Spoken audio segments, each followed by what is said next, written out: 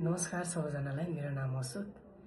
हिजो चाहिँ म झापाबाट काठमाडौँ मेरो नयाँ पार्वती फिल्मको टिजर रिलिज थियो र म चाहिँ आउँदै थिएँ। त्यत्रो समयमा चाहिँ मेरो भिडियो भाइरल भइसकेको थियो। म गलत छैन, म सही छु, यो मलाई थाहा छ। किनभने यो 1 महिना अगाडिको कुरा जुन चाहिँ अनलाइन थ्रुबाट एकअर्कामा चलिरहेको थियो यो, हैन? अनि एकजनाबाट एकजना गर्दै यो भिडियो बाहिर आयो। अनि त्यति बेला कतिजनाले प्रश्न गरिरहनु भएको छ, अशोकलाई यत्रो हान्दाखेरि किन नबोलेको होला भनेर। अनि कतिको माइन्डमा अशोकले चोरेकै हो भन्ने पनि आइरह होला। मैले चोरेको पनि छैन। अनि अर्को कुरा, त्यो भिडियो त तपाईहरुले आधी मात्र देख्नु भएको छ, त्यहाँ त आधी मात्र खिचेको देख्नु भएको छ। तर फुल कुरा के भएको छ, फुल सिन के भयो त्यो तपाईहरुलाई थाहा छैन। त्यति बेला चाहिँ अगाडि नै उनीहरूले भिडियो खिच्नुभन्दा अगाडि नै मलाई रोक्दिउँ भनेर चक्कुको जस्तै धम्की दिन खोजेको थियो। उनीहरूको हातमा हेलमेट थियो।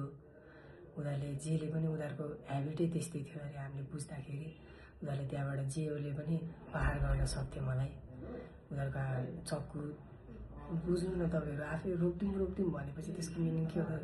उनीहरूसँग चक्कु पनि थियो हुन सक्थ्यो त्यहाँ। अनि हेलमेटले हान्थ्यो होला। त्यति बेला म केही बोल्न सकिनँ, हैन? किनभने एक्कासी त्यो आफ्नै धुनमा भइरहेको मान्छेलाई आएर पिटेपछि त मान्छे कन्फ्युज हुन्छ नि त। यतिर त म त बचेको छु, हैन? म भन्दा कति सिनियर हो। अनि त्यति सिनियरहरूले अब एक्कासी आएर पिट्दाखेरि के हो कुरो, हैन? बुझेको थिइनँ मैले पनि, हैन? कहानी यहाँ अर्कै छ, मलाई फसाउन गइरहेका छन् मिलेर, हैन? कहानी अर्कै छ। खासमा पैसा हामीले चोरेको होइन। पैसा चोर्ने पनि उधारो नै हो, हान्ने पनि उधारो नै हो, भिडियो बनाउने पनि उधारो नै हो। जसको पैसा चोर हो नि, त्यहाँ जुन मलाई चोर लागेको छ, पैसाको चोर, त्यो पैसा खासमा हाम्रो गाउँकै छिमेकको दाइको पैसा चोरेको थियो त्यो दुईटा कुट्नेहरूले। अनि अझै उल्टै पैसा माग्न जाँदाखेरि हेलमेटले यस्तोमा टाउको फुटाएर त्यो दाइ घरमै बसिरहेको थियो। पछि मलाई पिटेपछि मैले सोध्न गएँ त्यो दाइलाई, दाइ कुरा के हो? खासमा मलाई यसरी पिटिरहेछन् मेरो भिडियो बनाएर, के गर्न खोजेको यिनीहरूले भनेर मैले सोद्धाखेरि, दाइ म पैसा माग्न जाँदाखेरि उनीहरूले मलाई पनि यसरी पिटेर यहाँ मेरो टाउकोमा घाउ भइरहेको छ भनेर मलाई भन्नुभयो। अनि त्यसपछि मैले त्यहाँबाट कुरा बुझेँ, हैन? अनि त्यसपछि पछि गएर जुन यतापट्टिको त्यो कुट्नेको नाम चाहिँ सुक्रे, अनि यता जुन आवाजमा ठुलो बोल्नेको नाम चाहिँ अङ्गित। अनि यो दुईटामा चाहिँ अङ्गितलाई चाहिँ हाम्रै बसपार्कको पुलिस सरहरूले पक्रिनु भयो। अर्जुन दाइहरूले मिलेर, सबिन दाइ, अर्जुन दाइहरूले मिलेर पक्रिनु भयो। अनि त्यति बेला पनि उसले एउटा त्यहाँ मिस्टेक बोल्यो क्या, त्यहाँ एउटा टपिक मिस्टेक बोल्यो। अशोक भाइसँग किन भेटेछु म भनेर भन्यो क्या त्यहाँ पुलिसहरूले पिट्दाखेरि। मैले त्यति बेलै झुट पक्रिसकेको थिएँ क्या, हैन? ऊ गलत थियो, म सही थिएँ, म किन डराउँछु?